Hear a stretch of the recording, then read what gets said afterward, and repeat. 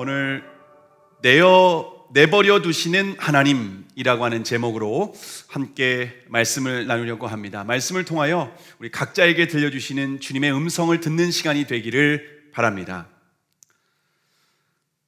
무신론 철학자 잉거솔이 대형 광장에서 무신론 강연을 했습니다. 그는 강연의 절정에 도달했을 때 갑자기 자기 시계를 풀었습니다. 그리고 흥분한 어조로 신에 대한 도전장을 냈습니다. 신이여, 내가 앞에서 당신에게 5분간 시간을 주겠소. 나는 5분 동안 당신을 저주할 것이요, 만약 당신이 살아있다면 나를 저주하고 나에게 형벌을 주시오. 그리고 5분 동안 입에 담을 수 없는 저주로 하나님을 모독하는 발언을 계속했습니다. 그러나 5분 후에도 계속 연단에 서 있게 되자 그는 의기양양한 목소리 이렇게 말했습니다. 여러분 보셨지요? 이만하면 신이 존재하지 않는다는 사실이 충분히 입증된 것 아니겠습니까?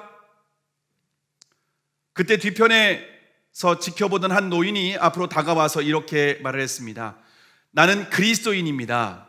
당신은 오늘 신이 존재하지 않는다는 것을 증명한 것이 아닙니다. 오히려 당신이 신과 아무 상관이 없다는 것을 입증했다고 생각합니다. 왜냐하면 나의 경험에 의하면 하나님은 내가 그분을 거스를 때마다 나를 책망하시고 때로는 징계하셨습니다. 왜냐하면 나는 그대로 버려둘 수 없는 하나님의 자녀이기 때문입니다. 그런데 하나님은 당신에게 침묵하셨습니다. 오늘 당신에 대한 하나님의 침묵은 당신이 버림받은 사람이라는 것을 입증한 것입니다. 여러분, 그러면 하나님을 부인하면 내버려 두신다라고 하는 이 노인의 성경적인 대답의 근거는 무엇일까요? 오늘 본문 24절을 다시 한번 읽겠습니다. 시작. 그러므로 하나님께서 그들을 마음의 정욕대로 더러움에 내버려 두사 그들의 몸을 서로 욕되게 하게 하셨으니. 자, 하나님을 인정하지 않는 사람들에 대한 하나님의 심판은 내버려 두시는 것입니다. 26절에서도 이를 인하여 하나님께서 저희를 부끄러운 욕심에 내어버려 두셨으니 라고 말씀하십니다. 뿐만 아니라 28절에서도 또한 저희가 마음에 하나님 두기를 싫어하며 하나님께서 저희를 그 상실한 마음대로 내어버려 두사 합당치 못한 일을 하게 하셨으니 라고 말씀하고 있습니다. 마음에 하나님 두기를 싫어하는 사람들에 대한 하나님의 심판은 정욕대로 더러움에 내어버려 두시는 것입니다. 자, 그런데 하나님께서 더러움에 내어버려 두심은 일시적인 심판입니다.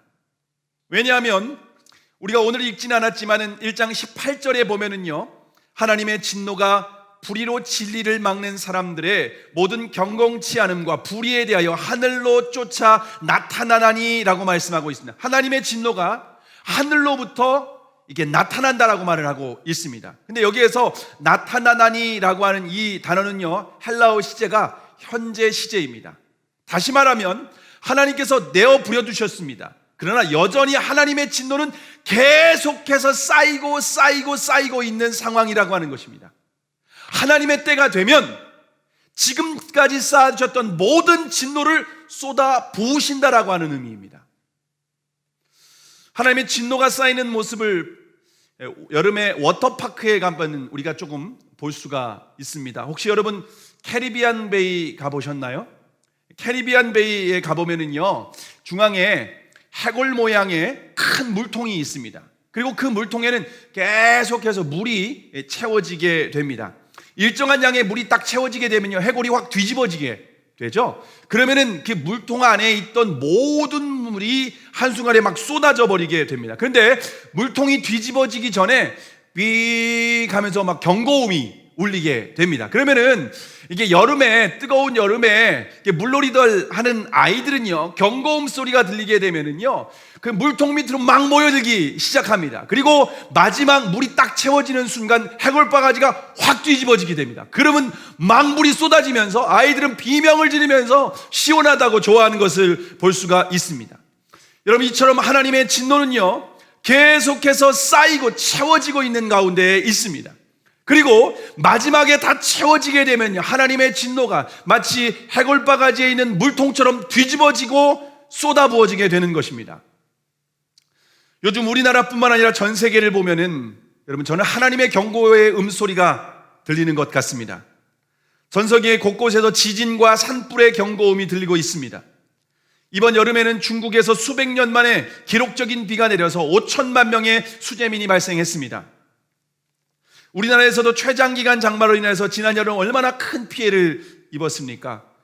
저희 집 시골도 복숭아 농사를 짓는데 이번 여름에 긴 장마로 인해서 원래 엄청 맛이 있는 복숭아가 맹탕이 되고 다 떨어지게 되고 정말 큰 피해를 입었습니다. 무엇보다도 코로나19로 인해서 전 세계는 팬데믹 상황에 있습니다.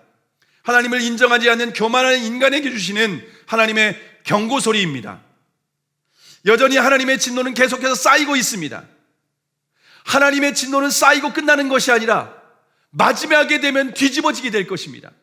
그리고 마치 물바가지에 있는 물이 쏟아지는 것처럼 하나님의 진노가 온 세상 가운데 쏟아지게 되는 것, 그러면 이 땅에 살아남을 육체는 절대로 없다라는 것, 여러분 기억하시기를 바랍니다. 자, 그러면 하나님께서 사랑하는 자녀에게는 어떻게 하실까요? 하나님께서 사랑하는 자녀에게, 하나님을 인정하지 않는 사람은 내어버려 두시는데 하나님을 사랑하는 사람에게는, 사랑하는 자녀에게는 어떻게 하실까요?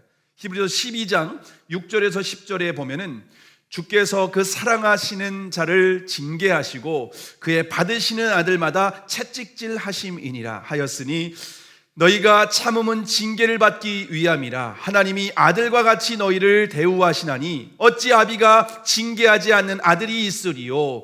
징계는 다 받는 것이오늘 너희가 없으면 사생자요 참 아들이 아니니라 라고 말씀하고 있습니다. 하나님은 사랑하는 자녀를 절대로 그냥 내버려 두지 않습니다. 반드시 징계를 하십니다. 여러분, 제가 길을 가다가 고등학생들이 교복을 입고 담배 피는 모습을 보면 제가 지나갈까요? 아니면 참견해서 담배 피지 말라고 할까요? 네, 저는 목사입니다. 근데 아이들이 딱 교복을 입고 담배 피는 모습을 보면 잘못된 게 분명하지 않습니까? 그러면은 야! 너네들 왜 학생들이 담배를 피워? 라고 말을 하지 않습니다. 저는 그냥 지나갑니다. 왜냐하면 요즘 고등학생들이 단체로 모여 있을 때 제일 무섭기 때문에 그렇습니다. 자, 그런데 제 아이가 교복을 입고 친구들과 함께 담배를 피거나 나쁜 짓을 하게 되면 어떻게 할까요? 내버려 둘 수 있겠습니까? 여러분, 반드시 저는 징계를 하게 될 것입니다. 반드시 책망을 하고 절대로 그렇게 다시는 그런 죄나 잘못된 짓을 하지 못하도록 엄하게 징계를 할 수밖에 없습니다. 말을 해도 안 들으면요, 회초리를 대고 매를 댈 수밖에 없다라고 하는 것입니다. 왜냐하면 제가 사랑하는 자녀이기 때문입니다. 하나님께서 여기에서 징계하신다라고 하는 말은요, 헬라어로 파이데이아인데요, 이것은 교육 혹은 양육이라고 하는 의미입니다. 하나님은 사랑하는 자녀를 반드시 바르게 양육하기 위해서 징계를 하시고 때로는 채찍질, 회초리를 대시기도 하신다라고 하는 것입니다. 저와 여러분의 삶에는 하나님의 징계가 있습니까? 혹시 반복적으로 죄를 짓고 있는데 하나님은 계속 여러분의 삶을 내버려 두시지는 않습니까? 오히려 죄 가운데 있지만 마음도 평안하고 삶은 형통한 가운데 있지는 않습니까? 여러분, 그것은 절대로 축복이 아니라 저주입니다. 하나님은 사랑하는 자녀를 절대로 내어버려 두시지 않습니다. 저와 여러분의 삶에서 죄를 지을 때 징계가 있다면 하나님의 자녀라고 하는 오히려 증거입니다. 하나님의 징계는 저주가 아니라 축복입니다. 우리 안에 내주하시는 성령님께서 우리 안에 탄식하실 때에 여러분, 우리가 돌이켜야 됩니다. 만약 우리가 돌이키지 않는다면 하나님은 회초리를 대실 수밖에 없다는 것입니다. 여러분, 저와 여러분의 삶에 하나님의 징계가 있기 때문에 우리가 혹 하나님을 조금 멀어졌을 때, 떠났을 때라도 다시 돌이키고 믿음의 길로 돌아와서 주님을 경외하고 섬기게 되는 줄을 믿으시기를 바랍니다. 자, 그러면 하나님께서 인간을 마음의 정욕대로 내어버려 두시면 어떻게 될까요? 오늘 보면 24절과 25절 함께 읽겠습니다. 시작. 그러므로 하나님께서 그들을 마음의 정욕대로 더러움에 내버려 두사 그들의 몸을 서로 욕되게 하게 하셨으니 이는 저희가 하나님의 진리를 거짓 것으로 바꾸어 피조물을 조물보다 더 경배하고 섬김이라. 주는 곧 영원히 찬송할 이시로다. 아멘. 자, 하나님께서 계속해서 그들을 내어버려 두시면은 어떻게 되는가? 여기서 내어버려 두셨다라고 하는 것은요, 이것은 원어적인 의미로 넘겨주다라고 하는 의미입니다. 넘겨주다. 하나님께서 넘겨주면은요, 내어버려 두시면요, 인간은 자기 스스로 주인이 되었다라고, 이제는 나는 자유다라고 생각을 합니다. 근데 실제로 영적으로 바라보면요, 그것은 이제 하나님께서 그들의 마음에 떠나게 될 때에는요, 오히려 사단이 그 마음을 지배하고 점령할 수밖에 없습니다. 그러면 인간은 철저히 사단의 노예로 살아갈 수밖에 없습니다. 사단의 노예가 된 인간에게 나타난 대표적인 특징은 무엇인가 하면요, 하나님의 진리를 거짓 것으로 바꾸게 됩니다. 다시 말하면 영원한 것과 썩어질 것을 분별하지 못하게 됩니다. 뿐만 아니라 피조물을 조물주보다 더 경배하고 섬기게 된다는 것입니다. 맥스 루케이도 목사님의 하나님 저도 고치실 수 있나요? 라고 하는 책에 나오는 내용입니다. 어느 날 백화점에 도둑이 들어왔습니다. 근데 이 도둑이 들어와서 물건을 훔쳐간 것이 아니라 물건의 가격표만 다 바꿔놓았습니다.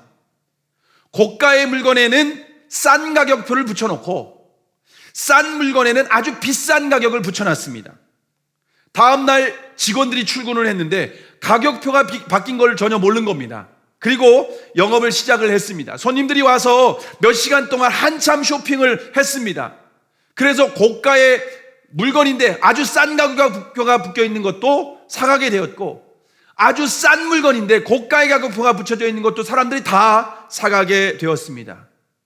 그리고 나서 뒤늦게 발견하게 되었는데, 문제는 백화점이 엄청난 혼란에 빠지게 되었고, 사람들이 누가 어떤 물건을 사갔는지 확인을 할 수가 없는 상황이 발생하게 되었습니다.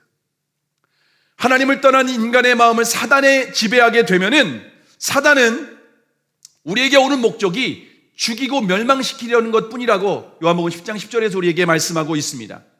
사단이 우리를 멸망시키는 방법은 아주 간단합니다. 가격표만 바꿔놓으면 됩니다. 우리의 삶에서 영원한 가치를 버리고 썩어질 가치를 위해서 살아가도록 가격표만 싹 바꿔놓으면요, 그냥 사단은 앉아서 노래를 부르면서 우리가 망하는 것을 볼 수밖에 없습니다. 영원한 가치, 영원한 생명, 하나님의 진리, 이것은 전혀 관심이 없고, 지금 현재 나를 만족시켜 줄 수 있는 게 뭐지? 나를 즐기게 해줄 수 있는 거 뭐지? 육신의 정욕과 안목의 정욕과 이생의 자랑을 따라가도록 만들어버립니다. 그런 세상의 문화를 표현하는 한 단어가 요즘에 YOLO라고 하는 단어가 있습니다. 이게 2013년도부터 시작된 단어인 걸로 알고 있습니다. YOLO라고 하는 단어는 한 번뿐인 인생이라고 하는 의미가 있습니다. 한 번뿐인 인생, 마음껏 한번 즐기며 살아보자는 것입니다. 영원한 생명? 그런 거 모르겠고, 천국과 지옥? 아이고, 그런 건 죽어봐야 아는 거고, 지금 내가 즐기고 잘 먹고 잘 살고 내가 하고 싶은 대로 살아가면 되는 거 아니야? 지금 코로나19가 굉장히 심각한 가운데 있습니다. 근데 제가 며칠 전 기사를 봤는데 지금 지난 6월 10일부터 9월 10일까지 3개월 동안 룸사롱과 유흥주점을 방문한 사람들이 600만 명이라고 한 기사를 봤습니다. 여러분, 다른 유흥업소보다 더욱 밀폐되고 은밀한 룸사롱은 4배 이상 이용했답니다. 여러분, 이건 QR코드로 출입을 관리했기 때문에 정확한 통계입니다. 룸사롱은 밀폐된 공간입니다. 그리고 서로 막 술을 따라줍니다. 그래서 감염이 더 확산될 수밖에 없습니다. 얼마나 감염의 위험이 높은지 모릅니다. 교회도 이렇게 비대면 예배를 드리고 있고 추석 명절에도 가지 못한다라고 정부에서 계속 언론에서 발표를 하고 있습니다. 그런데 당장 내 육신의 술을 마시는 이럴 일을 위해서는요, 생명의 가치도 중요하지 않습니다. 지금 내가 술을 마시고 싶은데 코로나 감염? 그런 건 상관없어. 내가 지금 먹고 마시면 되는 거야. 이게 하나님께서 내어버려 두신 인생 가운데 영원한 가치보다 썩어질 가치를 위해서 살아가는 인생들의 모습이라는 것을 우리에게 보여주고 있습니다. 여러분, 이처럼 가치가 바뀌게 되면 하나님께서 주신 몸을 서로 욕되게 사용합니다. 이것은 성적인 타락을 의미합니다. 성은 하나님께서 인간에게 주신 아름다운 선물입니다. 하나님께서 성을 선물로 주실 때 하나님께서 부부관계에서만 허락을 하셨습니다. 근데 사단이 가격표를 바뀌어놓으면요, 아름다운 성을 부끄럽고 더러운 것으로 만들어버립니다. 지금 시대가 특별히 성적으로 타락이 심각합니다. 요즘에는 그래서 혼전 성관계 당연하게 생각합니다. 결혼 전에 순결을 지키는 사람을 오히려 미련하고 이상한 사람 취급을 합니다. 크리스찬 연예인이 나는 혼전 순결을 지켰습니다라고 하면요, 야, 이 사람 정신 나갔네. 이 사람 무슨 생각으로 그렇게 혼전 순결을 지켜?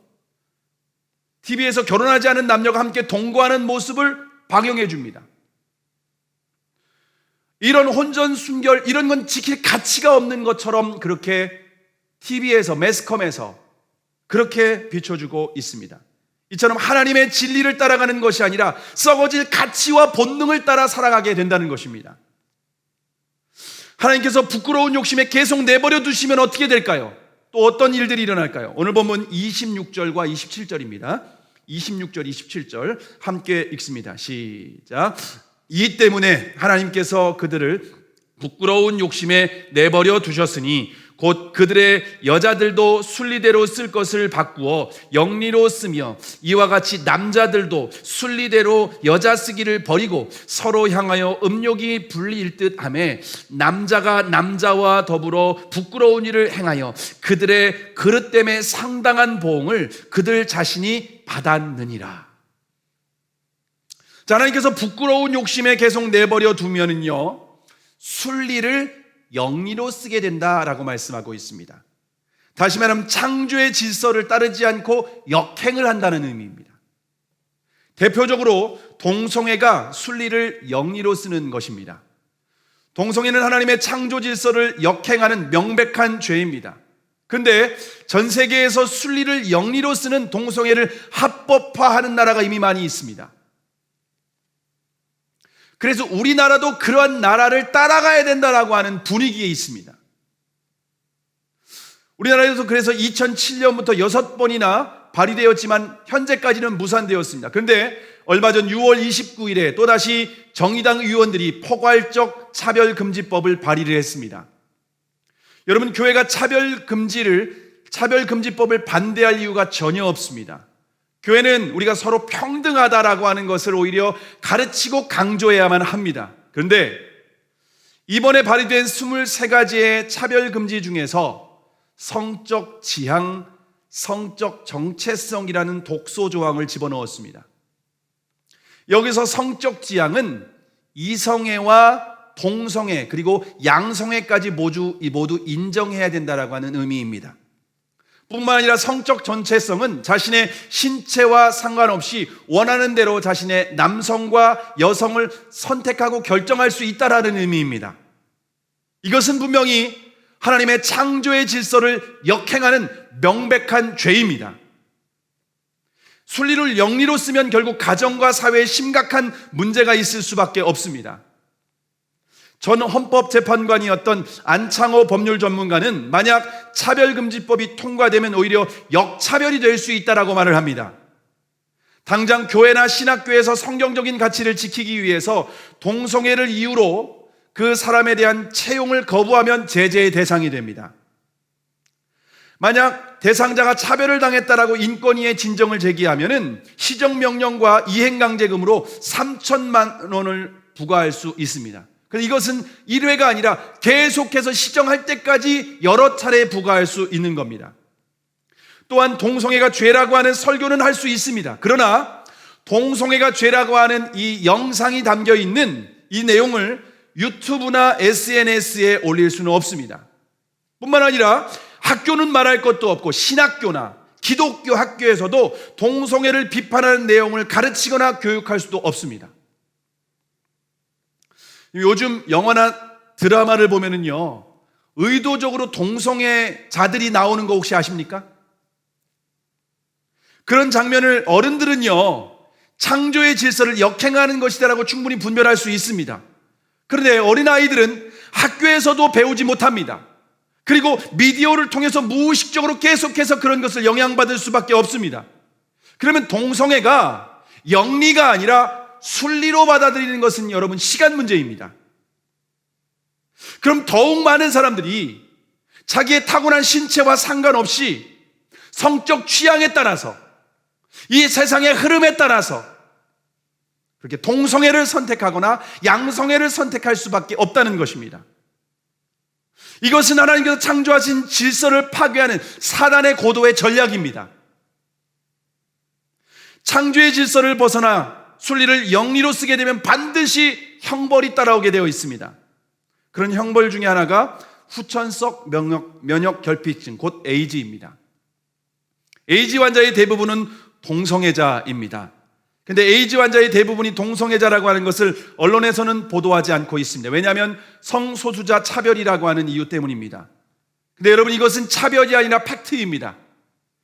질병관리본부 통계에 의하면 한국에서 수율로 인한 에이즈 감염은 2006년 이후에 보고된 사례가 없습니다. 그런데 2013년도에 1114명의 에이즈 신규 환자가 발생하게 되었습니다. 근데 감염 경로를 확인한 결과 100% 성접촉에 의해서 발생하게 되었습니다. 근데 정상적인 성관계가 아니라 비정상적인 관계입니다. 감염내과 교수들은 에이즈는 남성 동성애자들 사이에서 주로 유행하는 질병이라고 합니다. 실제로 에이즈 환자들이 죽어가기 전에 들어가는 연세 수동 요양병원이 있습니다. 에이즈 환자들이 비참하게 죽어가는 그 모습을 지켜보는 여만섭 원장님이 그들의 마지막 유언을 듣게 됩니다. 그래서 이렇게 유언을 남긴다고 합니다. 원장님, 사람들에게 절대로 동성애를 하지 말라고 알려주시기 바랍니다. 제가 에이즈에 걸린 원인은 동성애를 했기 때문입니다. 사람들에게 꼭 알려주세요 라고 하는 그 말을 남기고 죽는답니다. 그래서 이 여만섭 원장님은요, 목사 안수까지 받았습니다. 그리고 레인보우 리턴주라고 하는 유튜브를 통해서 동성애를 반대하고 동성애를 하면 당신들이 죽는다고, 자기를 파괴하는 일이라고, 자기를 사랑하거나 존중하는 게 아니라 자기를 파괴하는 일이라고 하면서 목숨 걸고 이 일을 하고 있습니다. 오히려 자신이 병원의 원장인 그러한 일을 뒤로하고 이 일에 앞장서고 이 일이 자신의 사명이라고 고백을 하고 있습니다. 그런데 순리를 영리로 쓰는 것은요, 우리가 꼭 동성애만 해당되는 것은 아닙니다. 여러분, 여기서 자기가 나는 동성애자가 아니기 때문에 상관없어, 여러분 그렇게 생각할 게 아닙니다. 하나님의 창조의 질서를 역행하는 모든 것이 바로 문제입니다. 부부관계가 아닌 모든 성관계는 영리로 쓰는 것입니다. 우리나라는 간통법이 폐지되면서 많은 사람들이 부부가 아닌 다른 사람과 성관계를 갖고 있습니다. 여러분, 이것은 다 순리가 아닌 영리를 따라 살아가는 아주 부끄러운 짓입니다. 그 마음에 예수님이 없다는 증거입니다. 결국 모든 죄는 하나님을 마음에 두기 싫어하기 때문에 우리의 삶 가운데 이처럼 진리를 따라가지 않고 본능을 따라가고 순리를 따라가지 않고 영리를 따라가는 그러한 모습으로 우리의 삶에 드러나게 되는 것입니다. 자, 그러면 성적인 죄에 대해서만 하나님이 진노하실까요? 오늘 본문 28절에서 31절 말씀, 28절에서 31절까지의 말씀 함께 읽겠습니다. 시작. 또한 그들이 마음에 하나님 두기를 싫어하며 하나님께서 그들을 그 상실한 마음대로 내버려 두사 합당하지 못한 일을 하게 하셨으니 곧 모든 불의, 추악, 탐욕, 악의가 가득한 자요, 시기, 살인, 분쟁, 사기, 악독이 가득한 자요, 수군수군하는 자요, 비방하는 자요, 하나님께서 미워하시는 자요, 능욕하는 자요, 교만한 자요, 자랑하는 자요, 악을 도모하는 자요, 부모를 거역하는 자요, 우매한 자요, 배약하는 자요, 무정한 자요, 무자비한 자라. 그럼 마음에 하나님 되기를 싫어하면 삶에서 반드시 죄의 열매를 맺게 되는 것입니다. 바울은 구체적으로 21가지의 죄를 언급하고 있습니다. 여러분, 제가 다시 한번 21가지의 언급한 이 바울의 죄의 목록을 여러분에게 좀 읽어드리겠습니다. 여러분이 한번 들어보시기를 바랍니다. 모든 불의, 추악, 탐욕, 악의가 가득한 자요, 시기, 살인, 분쟁, 사기, 악독이 가득한 자요, 수군수군하는 자요, 비방하는 자요, 하나님께서 미워하시는 자요, 능욕하는 자요, 교만한 자요, 자랑하는 자요, 악을 도모하는 자요, 부모를 거역하는 자요, 우매한 자요, 배약하는 자요, 무정한 자요, 무자비한 자라. 여러분이 들을 때 굉장히 낯설고 생소한 죄입니까? 아니면 너나도 익숙한 죄입니까? 매일 신문이나 매스컴을 통해서 쉽게 접할 수 있는 내용 아닙니까? 더욱 정직하게 말하면 저와 여러분의 삶에서 드러나는 죄 아닙니까? 여러분이 마음 가운데 탐욕이 있지 않습니까? 누군가에 대한 시기심이 생기지 않습니까? 나에게 아픔과 상처를 준 사람에 대한 미움의 감정이 있지 않습니까? 다른 사람의 잘못에 대해서 수군수군하거나 비방하지 않습니까? 자기중심적인 교만한 모습이 있지 않습니까? 부모를 거역하지 않습니까? 자기 자신에 대한 애정이 가득하지만 다른 사람에 대해서는 정이 없고 무자비하지 않습니까?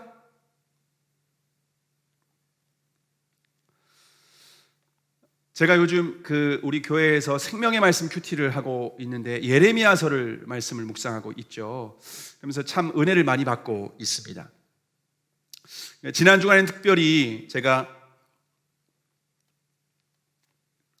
멸망 가운데 있는 이스라엘을 하나님께 다시 회복시켜 주시겠다라고 하는 그런 약속의 말씀을 주시면서 그 말씀을 묵상하면서 큰 은혜를 받았습니다. 하나님께서 이스라엘 백성들을 회복시켜 주셔서 새 언약을 은혜를 베푸시면 항상 하나님을 경외하고 하나님이 떠나지 않고 그들에게 복을 주시겠다, 그런 약속을 하셨습니다. 새 언약의 은혜는 예수 그리스도께서 십자가와 부활을 통해서 이루신 사건을 믿는 자에게, 복음을 믿는 자에게 성령께서 우리 각자에게 이루시는 역사가 바로 새 언약입니다. 그래서 예수 그리스도를 믿는 자에게 성령의 역사하심으로 오직 이제는 주님만 사랑하고 주님만 믿고 그 말씀에 순종할 수 있게 된다는 약속이 바로 새 언약의 은혜입니다. 저는 예수 그리스도의 복음을 믿음으로 제 마음 가운데 예수님을 주님으로 섬기고 있습니다. 뿐만 아니라 항상 주님과 친밀한 교제를 나누면서 주님의 음성을 따라가려고 그렇게 집중하고 있습니다. 근데 제가 지난 주간에 아이들과 어디에 이케아라고 하는 곳에 좀 가기로 계획되어 있었습니다. 그런데 어떤 목사님과의 약속이 좀 대화가 좀 길어지다 보니까 약속 시간보다 좀 늦게 집에 들어가게 되었습니다. 그래서 그 시간에는 차가 막혀가지고서 도저히 갈 수 없는 상황입니다. 간다고 하더라도 1시간 정도밖에, 밥 먹고 1시간 정도밖에 구경을 못하고 그냥 다시 돌아와야 되는 상황입니다. 그럼에도 불구하고 아이들은 간다고 미리 약속을 했기 때문에 친구들과의 약속을 다 잡지 않고 집에서 다 옷 입고 그리고 가방까지 다 싸가지고서 집에 준비하고 있었습니다. 근데 제가 아이들에게 좀 늦어서 지금 가면은 가는 시간 오는 시간이 2시간 넘게 걸리고 거기에서 구경할 수 있는 시간이 적으니까 다음에 가자라고 얘기를 했습니다. 근데 아이들이 무조건 가야 된다는 겁니다. 아빠 엄마가 늦었지, 아빠 엄마가 약속을 안 지킨 거지, 오늘 그래도 우리는 무조건 가야 된다는 겁니다. 그러면 저는 이제 아이들에게 오히려 사과하고 미안하다 그럼 다른 방법을 찾아야 되지 않겠습니까? 그런데 오히려 제가 아이들에게 큰 소리를 치면서 막 화를 냈습니다. 왜 아빠를 말을 듣지 않고 계속 자기 주장만 하는 거야? 하면서 제 아내가 옆에서 제 말을 듣고 있다가 왜 아이들에게 화를 내냐고, 좀 그만하라고. 그런데 제가 아이들 훈육하는데 끼어든다고 하면서 당신 때문에 애들 교육이 안 된다고 그러면서 오히려 아내를 막 쏘아붙였습니다. 그렇게 30분 이상 제가 얼굴을 붉히고 아이들에게 화를 내고 그러면서 아이들이 버릇이 없다고, 부모님 말을 안 듣는다고 막 화를 냈습니다. 그리고 그 다음날 새벽에 큐티를 하려고 주님 앞에 나왔습니다. 제 마음이 너무 무거운 거예요. 왜냐하면 제가 매일 새벽 예수님을 주님으로 마음에 섬기고 주님의 말씀을 따라서 순종하며 주님과 동행해야 된다라고 하는 강조했는데 오히려 제 마음에 주님이 없었습니다. 내가 누구보다 그 어느 기간보다 충만하게 은혜를 받았다라고 하는 그 주간이었는데 제 마음에 하나님이 없이 오히려 나의 자기중심성과 교만 때문에 아이들에게 상처를 주는 저의 모습을 보게 되었습니다. 오늘 예배드리는 저와 여러분의 모습은 어떻습니까? 입술로는 예수님을 주님으로 고백하고 말씀도 묵상하고 예배도 드리고 성경도 읽고, 근데 삶에서 어떤 열매를 맺고 있습니까? 혹시 자기중심적인 교만하는 열매가 맺혀지고 있는 것은 아닙니까? 탐욕과 시기심이 가득하지는 않습니까? 입술에서는 다른 사람에 대한 비방을 하고 수군수군하고 있지는 않습니까? 저와 여러분의 마음에 정말 예수님을 주님으로 섬기고 있는지 단순히 예배를 드리는 것이 아니라 삶에서 맺히는 열매로 확인해야만 합니다. 만약 우리의 삶에서 바울이 말한 이러한 불의의 열매가 맺혀지고 있다면 마음에 하나님이 계시지 않다라고 하는 증거라고 하는 것을 분명히 사도 바울은 우리에게 가르쳐주고 있습니다. 우리가 교회 다니는 것, 예배를 드리는 것, 직분을 받고 헌금을 하고 봉사를 하는 것, 그럼에도 불구하고 우리의 마음에 주님이 계시지 않을 수 있습니다. 우리의 마음에 하나님 두기를 싫어하며 우리의 삶에는 이처럼 주님이 원하시는 악한 열매가 맺을 수 있다는 것을 주님 우리에게 분명히 우리에게 가르쳐주고 있습니다. 자, 그러면 이런 죄가 얼마나 무거운 죄일까요? 사도 바울이 말한 하나님을 마음에 두기 싫어하는 사람들에게 나타난 21가지의 죄들, 이런 죄가 얼마나 무거운 죄일까요? 오늘 본문 32절 말씀을 함께 읽도록 하겠습니다. 시작. 그들이 이 같은 일을 행하는 자는 사형에 해당한다고 하나님께서 정하심을 알고도 자기들만 행할 뿐 아니라 또한 그런 일을 행하는 자들을 옳다 하느니라. 이 같은 일을 행하는 자는 모두 사형에 해당하는 죄입니다. 우상숭배나 동성애 같은 것은 하나님의 진노를 받아서 지옥의 형벌을 받을 죄라고 말하고 있습니다. 그런데 마음에 하나님들을 두기를 싫어할 때 나타나는 그 모든 죄들, 우리 안에 있는 교만, 시기심, 탐욕, 수군수군하는 죄, 미워하는 죄, 이러한 모든 죄에서도 하나님은 진노를 피할 수 없다라고 말씀하고 있습니다. 근데 우리는 우상숭배나 동성애는 심각하게 생각하지만 교만과 욕심은 가볍게 생각합니다.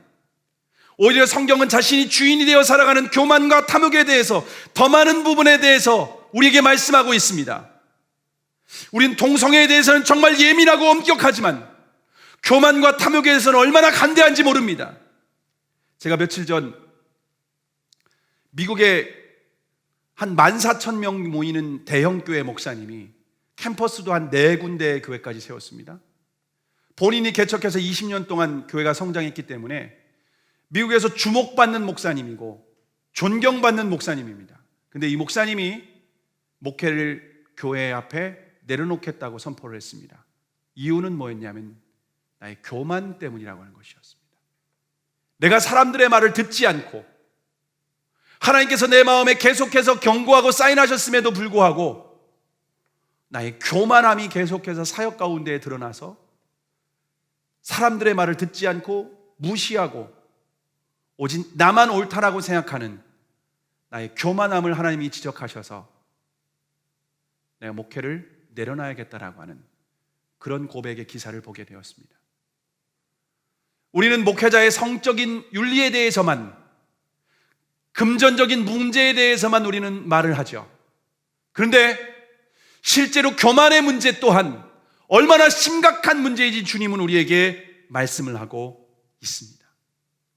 그러므로 동성애만 무겁고 심각하게 다루는 것이 아니라 저와 여러분의 삶 가운데 나타나는 이러한 수많은 죄에 대해서도, 교만의 문제, 시기의 문제, 탐욕의 문제, 입술로 범죄하고 수군수군하고 비방하는 죄, 이런 모든 죄에 대해서도 무겁고 심각하게 다뤄야 되는 줄을 믿으시기를 바랍니다. 동성애자들은 하나님의 진노를 받을 거다라고 우리는 함부로 말을 하는데, 자신이 그와 같은 죄, 하나님이 마음에 없는 죄를 짓고 있는데 나는 상관없이 하나님의 축복을 받는다라고 하는 이러한 착각 속에 빠져 있지는 않습니까? 그럼 하나님의 진노를 피할 수 없는 인간에게 필요한 것이 무엇일까요? 바울은 18절부터 1장 18절부터 그래서 말하는 것은 불경건하고 불의한 모든 사람들에게, 그래서 하나님의 복음이 필요하다 우리에게 말씀하고 있습니다. 뿐만 아니라 복음은 모든 믿는 자에게 구원을 주시는 하나님의 능력입니다. 예수 그리스도를 믿는 사람은 죄와 사단의 권세에서 벗어날 수 있습니다. 저와 여러분이 복음으로 변화된 것처럼 어떤 죄인도 복음으로 변화될 수 있습니다. 그렇기 때문에 어떤 사람에 대해서도 우리는 바리새인과 같이 구분하거나 판단하지 말아야만 합니다. 모든 사람이 은혜를 받고 예수 그리스도를 믿을 수 있도록 기회를 줘야 합니다. 자기중심적으로 살아가는 교만한 사람도 예배의 자리에 나와서 은혜를 받아야 됩니다. 하나님보다 썩어질 돈과 명예를 더 사랑하는 우상 숭배자도 은혜가 필요합니다. 뿐만 아니라 창조의 질서를 거스르고 순리를 영리로 쓰는 동성애자들도 예배의 자리에 나와서 하나님의 은혜를 받을 수 있도록 도와줘야만 합니다. 근데 우리는 그들을 정죄하기에만 바빴지 그들이 주님 앞에 나올 수 있도록 우린 역할을 하지 못했다는 것입니다. 저와 여러분 예수님을 믿고 구원받았지만 그럼에도 불구하고 여전히 하나님의 은혜가 필요한 존재들입니다. 만약 하나님의 은혜가 없으면 저와 여러분 또다시 넘어질 수밖에 없습니다. 은혜가 없으면 또다시 마음 중심 가운데 하나님 거부하고 내가 주인 노릇하고 내 마음대로 내 욕심대로 살아갈 수밖에 없는 그런 인간이라고 하는 것을 성경은 우리 아주 분명하게 가르쳐주고 있습니다. 여러분, 우리 모두가 하나님 앞에 겸손하실 수 있기를 바랍니다.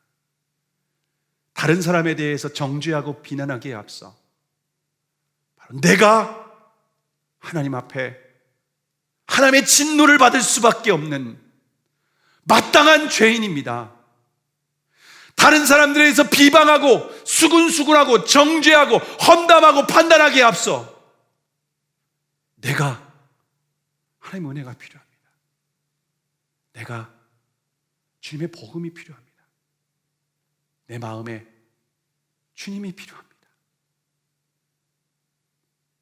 목사라 할지라도 장로님, 권사님, 집사님이라 할지라도 언제든지 나는 하나님 마음에서 몰아내고 내가 주인 노릇할 수 있는 교만한 인간이 바로 저입니다. 주여, 오늘도 나에게 은혜를 베풀어 주시옵소서. 주님의 은혜만이 나를 살게 하고 주님의 은혜만이 오직 예수님만을 주님으로 믿고 따르게 하는 그러한 놀라운 은혜와 능력인 줄로 믿습니다. 저와 여러분이 하나님 앞에서 하나님의 진노가 저와 여러분에게도 복음 안에 예수 그리스도를 주님으로 믿고 따라가지 않는 사람에게는 하나님의 진노가 있다는 것을 기억하시고 저와 여러분이 오직 예수 그리스도를 주님으로 믿고 겸손하게 은혜를 구하며 살아가는 저와 여러분이 되기를 주님의 이름으로 축복합니다. 기도하시겠습니다.